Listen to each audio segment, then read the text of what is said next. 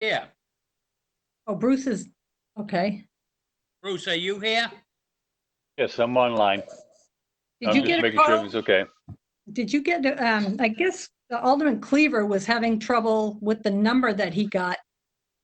I don't know which number that was, but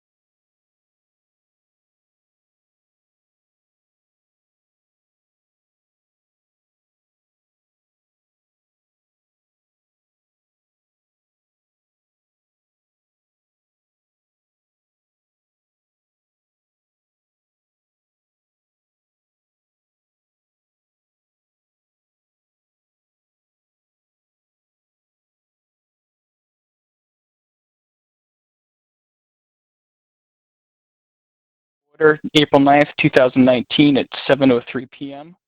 If you'll bear with me, there's a message that I'm supposed to read before the meeting begins.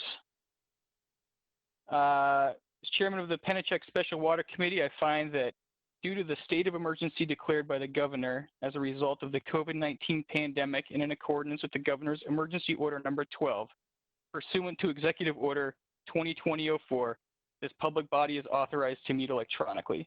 Please note that there is no physical location to observe and listen contemporaneously to this meeting, which was authorized pursuant to the governor's emergency order.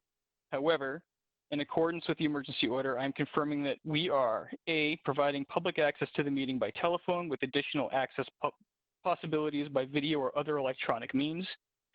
We are utilizing Zoom WebEx through the city's IT department for this electronic meeting. All members of the Pennichuck Special Water Committee have the ability to communicate contemporaneously during this meeting through this platform, and the public has access to contemporaneously listen to this meeting through dialogue. The following number, 978-990-5444, 5298 and using the password 273974. The public may also view this meeting on Comcast Channel 16. B, providing public notice of the necessary information for accessing the meeting. We previously gave notice to the public of the necessary information for accessing the meeting through public postings. Instructions have also been provided on the City of Nashua's website at nashuanewhampshire.gov and publicly noticed at City Hall. C, providing a mechanism for the public to alert the public body during the meeting if there are problems with access. If anybody has a problem accessing the meeting via phone or channel 16, please call 603-821-2049 and they will help you connect. D, adjourning the meeting if the public is unable to access the meeting. In the event the public is unable to access the meeting via the methods mentioned above, the meeting will be adjourned and rescheduled. Please note that all votes that are taken during this meeting shall be done by roll call vote. Okay. Now, Alderman O'Brien, we haven't nominated or voted for you to be the committee chair yet, but would you mind taking attendance? Because I don't have an attendance list in front of me. Or do I? You're on mute, Mike.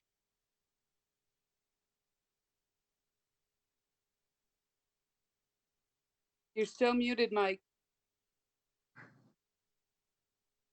I'll tell you what. I can take the attendance here. All right. When I call the roll, state that you are present, whether you can hear, and also if you are alone, and why you cannot attend in person due to the governor's rules. Social thing. And I'm also at that time going to call the attendance of the Pennichuck Corporation. So starting off, Alderman at Large Michael O'Brien is present. I'm not attending. I can hear everybody, and I'm alone. And the reason I cannot attend in person is because of the recommendation of social distancing. I'll now call Alderman at Large Laurie Wilshire. I am here. I can hear everyone. I am practicing social distancing and I am here alone. I will now call Alderman Richard A. Dowd. I am present and I'm practicing social distancing and I am by myself. Alderman Skip Cleaver, the vice chair. Okay, he's not with us yet. We are expecting him shortly. He is having trouble signing on. And our chair, Alderman at Large Brandon Michael Laws. I'm here. I'm alone, and I too am respecting the recommendation to socially distance myself. Okay, also in attendance for the Pennichuck Corporation, Thomas J. Leonard, Director of Pennichuck Corporation. Yes, I'm here. I am not present because I'm respecting social distancing and I am alone. Okay, thank you. Call Don Ware, COO of Pennichuck. I am here. I am not in attendance at the meeting because I'm adhering to the social distancing order by the governor, and I am alone unless you count the 4 mutts who are in the room with me. And Larry Goodhue, CEO of Pennichuck. This is Larry Goodhue, CEO of Pennichuck.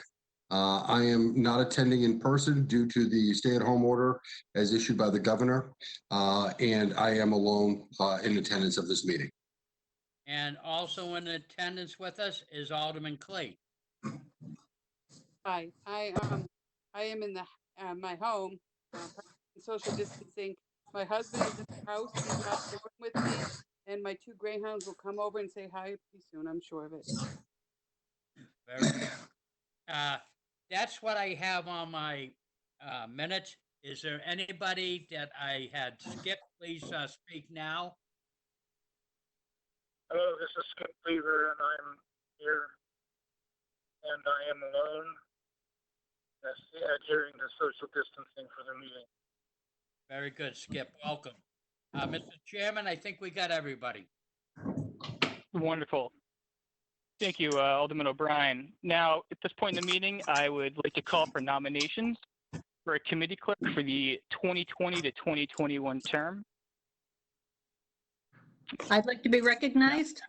I Is that would like to Alderman Wiltshire? I would like to nominate Alderman O'Brien as the Pennachuck Special Water Committee Clerk. All right. Chair recognizes that. Can I get a motion to close nominations? I will By move roll to call. close nominate. Oh, by roll call. Sorry. No, that you're doing the right thing. Yep. To close, who made the motion, Mr. Chairman? To close nominations? I believe that was Alderman Wiltshire. Okay, Alderman Wiltshire, thank you. All right, on the roll by roll call, Alderman Cleaver, Yes. Alderman Dowd, Yes. Alderman Wiltshire, Yes. Alderman O'Brien states yay. Alderman Laws, Absolutely. okay, we have the nominations closed, 5 yays, 0 nays. Excellent. Motion carries. Welcome. Congratulations. Oh, no, you gotta vote for me. That was the nominations. I'm sorry. Can we, I'm getting some feedback from someone's phone. Can someone somebody needs to put their microphone on mute. I'm sorry. That being said, I'd like to call for a vote on the election of Alderman O'Brien as the Pennachuck Special Water Committee Clerk for the 2020 to 2021 term by roll call. Thank you, Mr. Chairman. Call for the vote. Alderman Cleaver. Yes. Alderman Dowd. Yes. Alderman Wiltshire. Yes. Alderman O'Brien votes yea. Alderman Laws. Yes. Okay, that is 5 yeas, 0 nays. Thank you, everybody. It's my honor to be your clerk. Alderman O'Brien and Alderman Laws, one other member of Pennachuck just joined the meeting. Our corporate controller, George Torres, to make you aware of that. All right, thank you. I will put him. Can you, George, can you spell Torresg? Torres, sir. Yes, all right, thank you. Thank you, Mr. Torres. All right, Mr. Chairman, you ready for communications? Yes, absolutely. Thank you. We have communications from Larry D. Goodhue, CEO of Pennachuck Corporations. The reason is Pennachuck Corporation's quarterly report for quarter ended September 30th, 2019. There being no objection, I'd like to accept the communication and place it on file. Very good. Further communication from Larry D. Goodhue, CEO of Pennachuck Corporation. The reason, the annual meeting of the sole shareholder and proxy statement. Mr. Chairman, I would like to make a motion to recommend the elections of the following individuals to the Pennachuck Corporation Board of Directors until their successors are elected and qualified.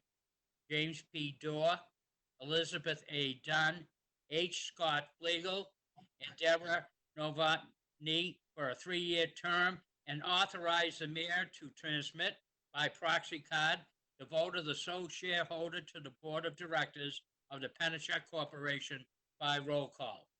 Mr. Chairman, you ready for the roll? Yes, sir. Okay. Alderman Cleaver. Yes. Alderman Dowd. Yes. Alderman Wiltshire. Yes. Alderman O'Brien votes yea. Alderman Laws. Yes.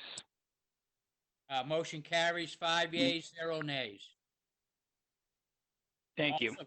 Also, further communication from Larry D. Goodhue, CEO of Pennachuck Corporation, reason the annual report for the sole shareholder.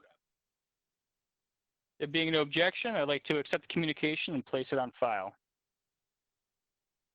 Also, further communication from Melanson Health, reason the Pennachuck Corporation subsidiaries consolidated financial statements, December 31st, 2019 and 2018, with independent auditors and report thereon. There being no objection, we'll accept the communication and place it on file.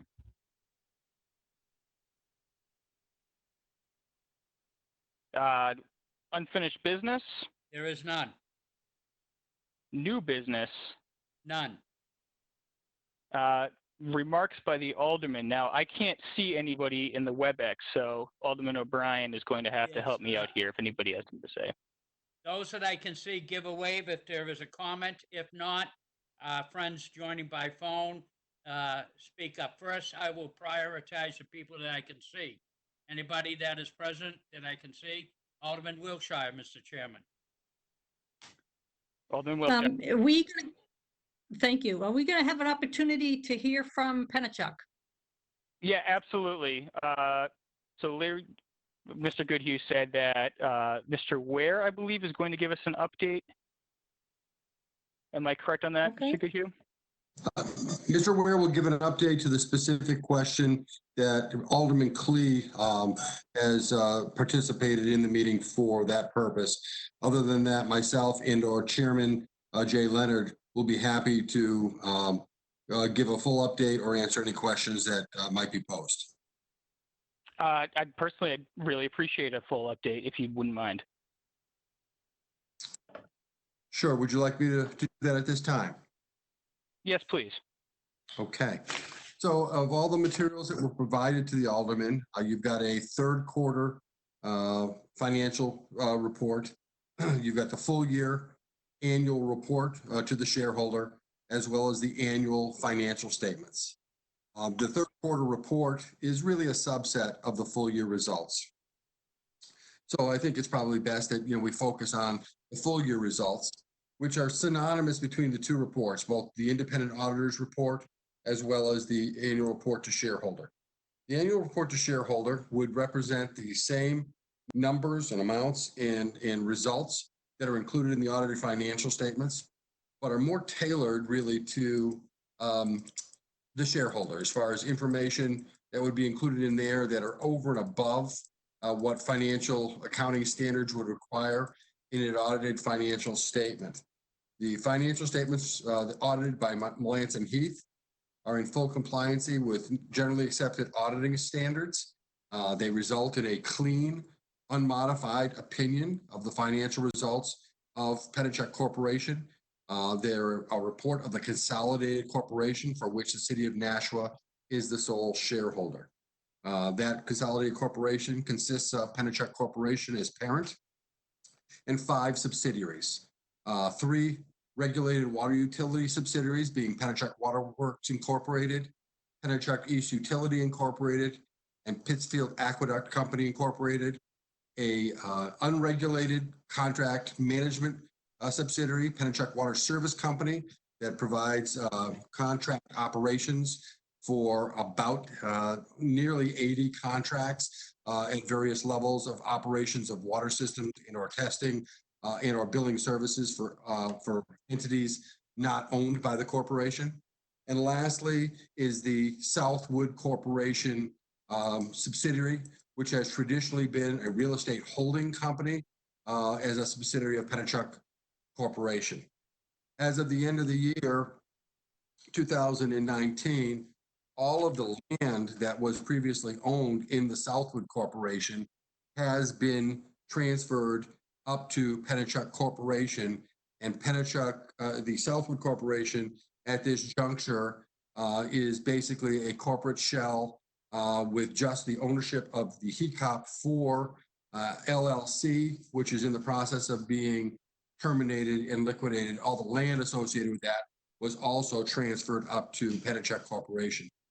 The reason for the transfer of the land from Southwood Corporation up to Pennichuck Corporation is actually the next step relative to the long-term preservation of lands owned in the utilities that surround the watershed, as well as protection of lands that surround those tangential lands to the watershed for long-term preservation and conservation of those lands for the protection of water sources within the utilities.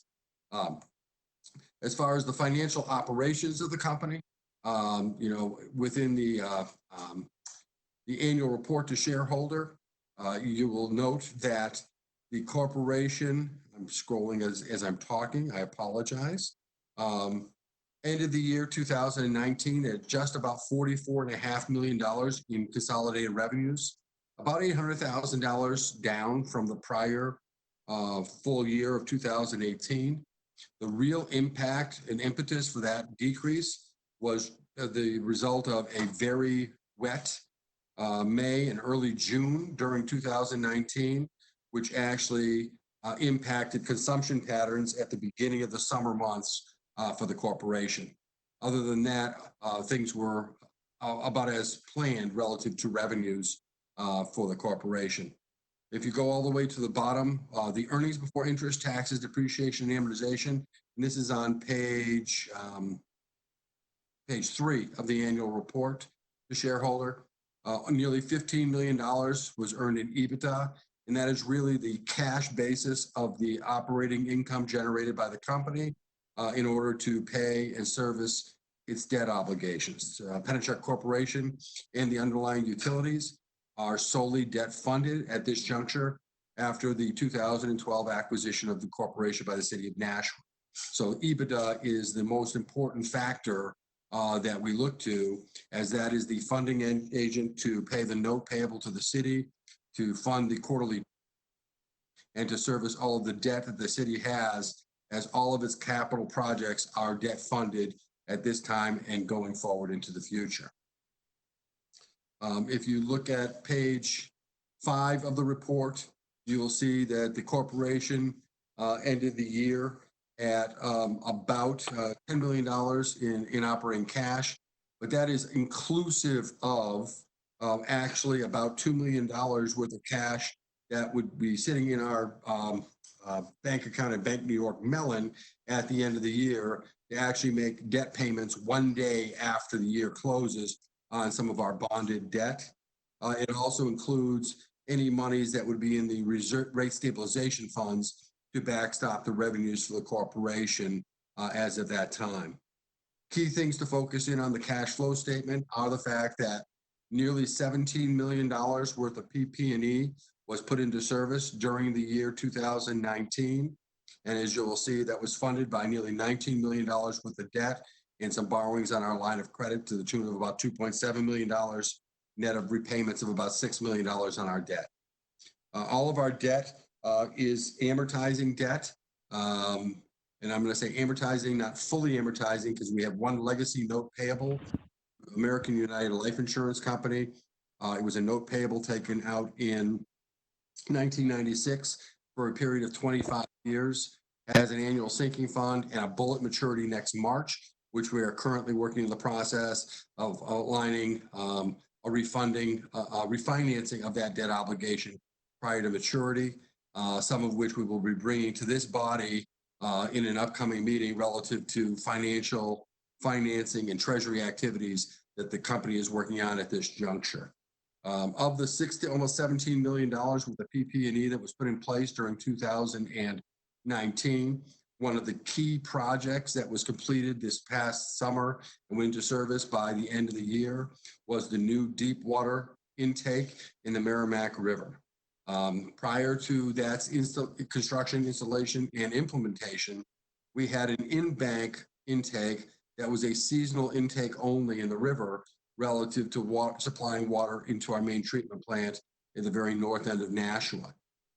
That new deep water intake now gives the company the ability to draw water from the Merrimack River 24/7, 365, not just seasonally.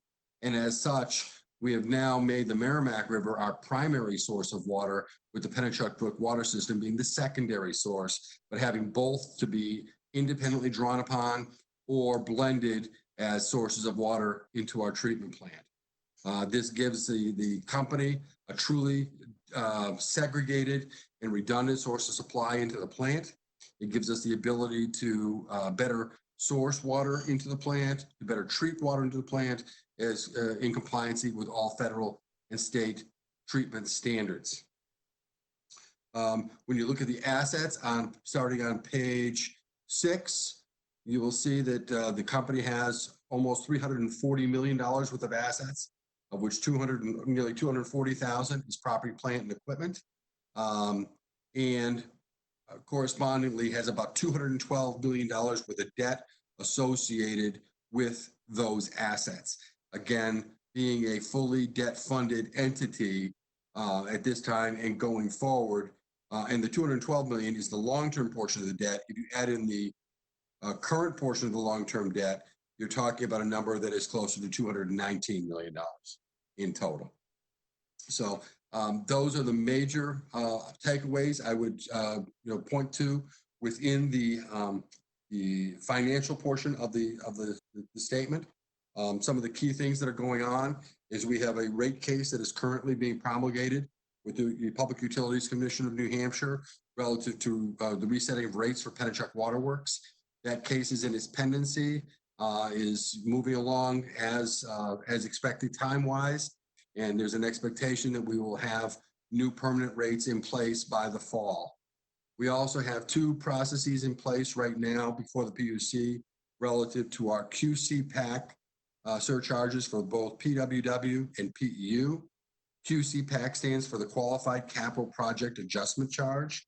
It is basically a structural element that was implemented for PWW and PEU in their last rate cases from 2016 and 2017, such that an annual surcharge is able to be added onto rates between rate cases as a subset of new rates coming forth in the next rate case in order to provide the cash funds necessary to service the debt for both principal and interest and incremental property taxes for all capital expenditures in the preceding calendar year that went used and useful.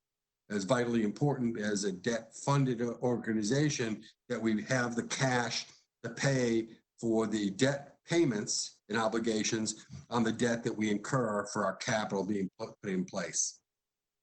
There's a number of activities that are going on with that right now. The company is right in the throes of its annual bonding in association with that prior year capital expenditures for Pennichuck Water Works. We've been working with our investment bankers on a continual basis, even in spite of everything that's going on. And the goal is to be able to issue those bonds before the end of the month of April. This is the last round of bond issuance that is authorized under a plan of financing. It was a 3-year plan of financing that was approved by our board, by the city as shareholder, and by the Public Utilities Commission, as well as the governor and council for capital expenditures for 17, 18, and 19. So this last bond issuance is the reimbursement financing bonding for 2019 capital for PWW. We're also going to be bringing to you, again, a number of financing initiatives in an upcoming meeting relative to some reorganization financing we're looking at doing, the annual term debt financing we need to do for PEU for their 2019 capital, similar to the bonding we do for PWW. And we will be bringing to you our next plan of financing, which will be a 5-year plan of financing for 2020 through 2024 capital for Pennichuck Water Works. Other than that, I guess the thing that I would want to make you aware of at this juncture is what is going on with how the company is dealing with COVID-19. The company has, as a part of its emergency action plans, a pandemic response protocol. We, as a corporation, we try to stay ahead of the curve rather than lag the curve. And as such, we actually started having meetings with our senior management team in February about how we would stay ahead of that pandemic planning. So we had already done some pre-scripting. We actually started acting on those pandemic protocols on March 4th. We actually have gone to, I'm going to say, phase 4 in that planning at this point. In that at March 4th, we had done a number of things, including no more large group gatherings. We pulled back any participation in any conventions, forums, or group meetings with other entities. We actually had a definition at that time of what was essential versus non-essential relative to customer-facing appointments and other necessary operations. By the next week after that, I think March 10th, We actually started a process where we began sending home every employee who could work from home, such that they could do that. So that began that following week on March 10th. We do have certain personnel that have to continue to work outdoors. And we had some activities, I'm going to say, that were essential, some that were non-essential, and some that were, I'm going to say, kind of in the margin between those two. The ones that were in the margin between, we continued those at least at that juncture, because they were activities that, although they weren't truly essential, could still be done in an isolated and segregated manner by our personnel without having direct contact with anyone in the public. As things have progressed, we have further enhanced and actually redefined essential versus non-essential duties as of last week, and now are only dealing with any outside impacts that are truly considered to be essential. What does that mean? We're continuing our nighttime flushing activities in the city of Nashua. That program is starting at this time. Why is that essential? Water quality as well as water quantity is vitally important to the consumers that we have in our system. And the age and materials existing in our core system really requires that annual flushing activity be done to maintain that stability of water quality on a continuum. We have deferred any daytime flushing activities to be conducted later this year. One of the reasons for doing that is, number one, what parts of our system have those activities, what type of materials are there, but also we've got a preponderance of customers who are now home all day long. And the last thing we want to do is disrupt the quality of the water coming into them by conducting daytime flushing activities that might impact that to them. Also, it puts our people in a situation where when they're out at a hydrant on the street, next thing you know, there's a crowd gathering, and we don't want to put our people or our customers at risk of violating any social distancing requirements. We are dealing with customer appointments in houses only on an emergency basis. And if that is to be done, our people go in with PPE in place. We ask that the residents socially distance or remove themselves from the presence of our people, go in, do the job, get out of there, clean and sanitize everything, and move on. All of our customer service operations are being conducted off-site. As far as, our hotlines are still there, we're still responding to customer calls. We're still dealing with all the, the collection and posting of payments and everything like that. Our engineering team is still working on designs and bids that have to go out. Our finance organization is working on a remote basis such that we can still pay our bills and process our payroll. All of our employees are still working and fully employed as an essential service within the state and the region. I'm trying to think what else I can state about this. Long story short, we have been very, very vitally focused upon this, understanding that we are a key element in the overall economy as well as health-based system for Nashua and the 29 other communities that we serve and all of our customers, in that water is necessary to sustain life, and we want to make sure that we continue to do so in compliance with all standards and any modifications that have come through from the DES and the PUC relative to how we operate in this current environment. That being all said, I'm going to shut up for a minute and see if you've got any questions. Well, thank you very much for that update, and I'm sure we all had what's going on and your reaction certainly to the COVID pandemic in the back of our minds. And as we were speaking in the beginning of the meeting, or before the meeting started, we were talking about the human capacity to adapt. And it seems that you and the company have been adapting as best as anyone could expect you to, and I want you to know that I really appreciate it. That being said, I also appreciate Alderman Wilshire pointing out that we should have waited for an update from you before I asked for remarks by the alderman. After the update, are there any aldermen that would like to make any remarks or ask any questions? Mr. Goodhue. I have a question. Alderman Wilshire. Thank you. Larry, you mentioned PPE and PP Andy. Those two things are completely different. Now, I was going to ask you about Southwood and how much land was transferred, and you said it was all transferred to Pennichuck Corp. It was Alderman Wilshire, and the number of acres exactly, is, maybe Mr. Ware can tell me, I'm thinking it's close to 400 acres of land. It's several parcels. They're all located in Merrimack. And they're tangential Okay. or abutting to the watershed and lands owned and in Pennichuck Water, Alden, Wilshire. Thank you very much. Appreciate that. That's all I have. Brandon? Any other remarks? Yes, Alderman Dowd. Alderman Yes. Cleaver. Am I getting feedback from anyone? Or- I'm not Okay. hearing any. I just wanted to ask, the Pennichuck ponds are very full now. And you said you're not taking water out of them anymore? It's not that we're not taking water out of them, but our primary source of water at this juncture is the Merrimack River. To the extent that we can blend those, which is what was traditionally done, Alderman Dowd, where the interconnection main from the river would dump into the second pond, up from the river, and would blend coming into our plant. That's an optimal situation for us. One of the key things that we're focused on is a multi-barrier approach to be in compliancy with water standards. One of the key standards that is reared its head at us over the last 2 years, as you know, is PFAS and PFOA.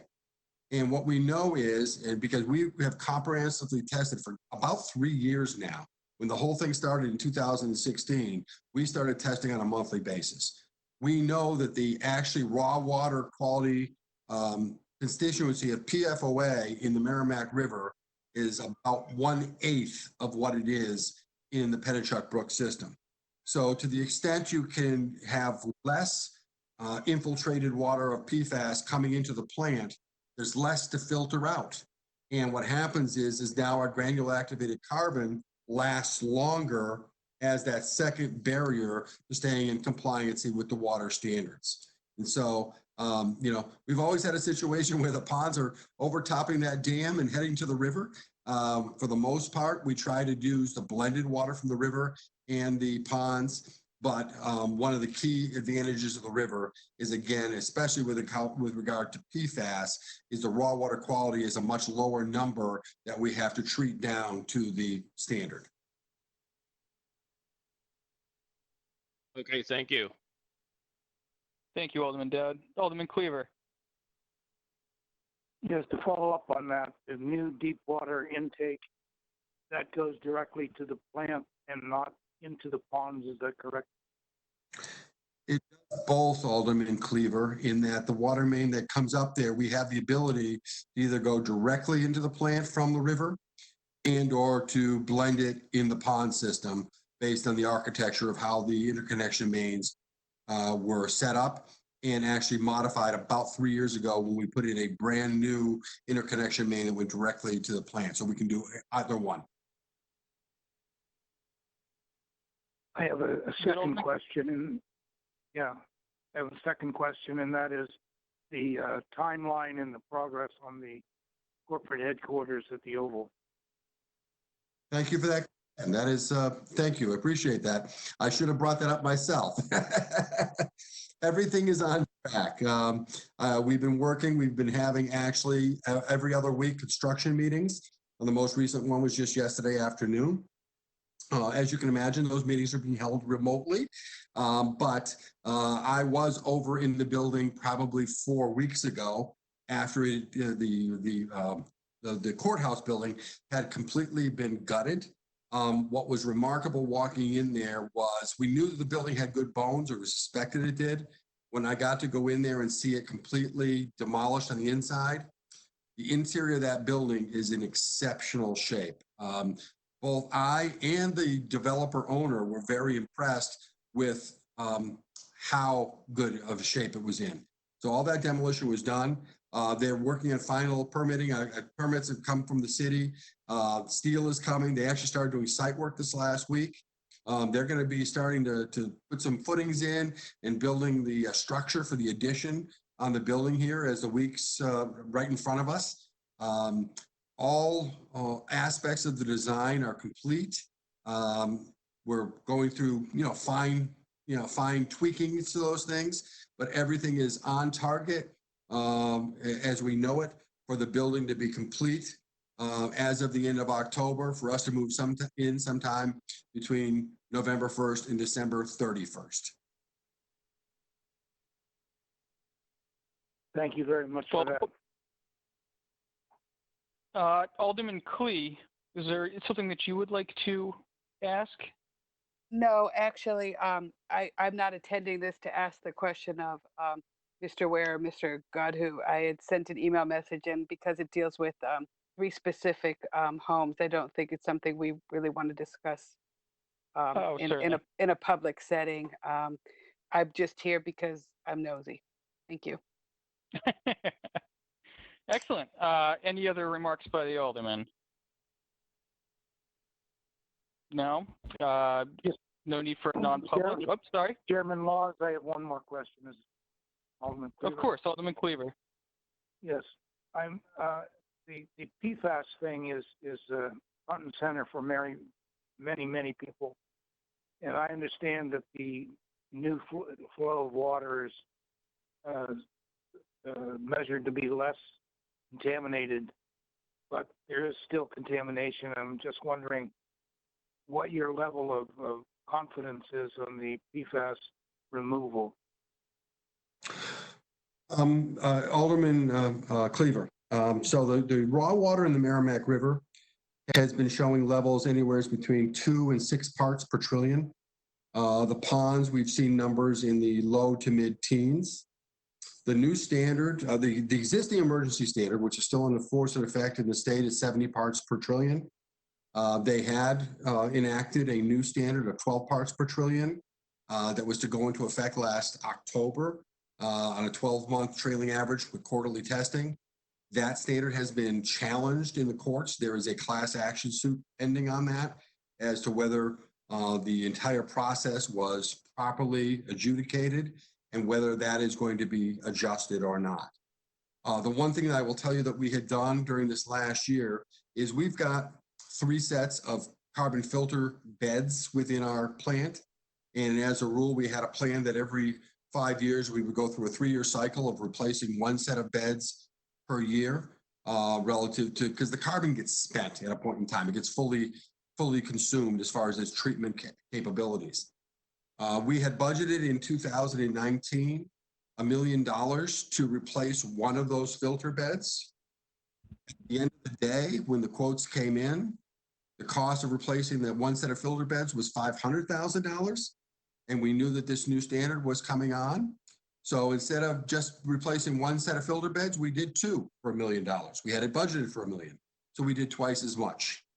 One of the reasons we did that is we wanted fresh granular activated carbon in 2/3 of our capacity at that moment.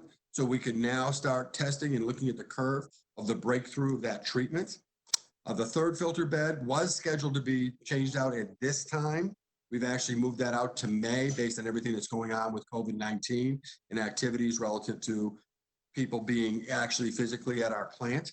The one thing I can tell you is we have seen that the efficacy of the virgin carbon takes that raw water, which is coming in either somewhere in the 2 parts per trillion range to maybe 12 on a mix, is taking it down to non-detect levels as far as finished water coming through those finished beds.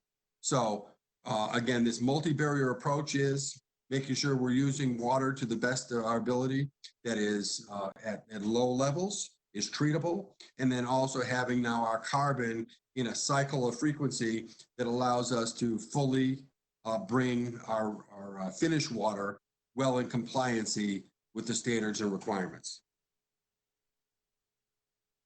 Thank you. Thank you. Excellent questions, Alderman Cleaver, and very comforting answers, Mr. Goodhue. Are there any other remarks from the alderman? No need for a non-public. Do I have a motion? Mr. Chairman, I would like to make a motion to adjourn by roll call. The motion is from Alderman O'Brien to adjourn by roll call. Thank you, Mr. Chairman. I'll call the roll. Alderman Cleaver, Aye. Alderman Dowd, Yes. Alderman Wilshire, Yes. Alderman O'Brien votes yea. Alderman Laws, Yes. motion carries 5 yeas, 0 nays. All right. Thank you all very much. Appreciate On you behalf of bearing the with co- me on my. I'm sorry. On behalf of the corporation and my chairman who's on the line, our controller and our chief operating officer, we appreciate your time in facilitating this. Thank you. We appreciate you being here. Thank you. No Mr. problem. Chairman, Everybody stay healthy. Thank you very As much well. for the update. And Mr. Have a good Chairman, evening. I just may timestamp it. We declare the meeting closed at 7:45 p.m. Yes, sir. Thank you very much. I Yeah. appreciate all your help.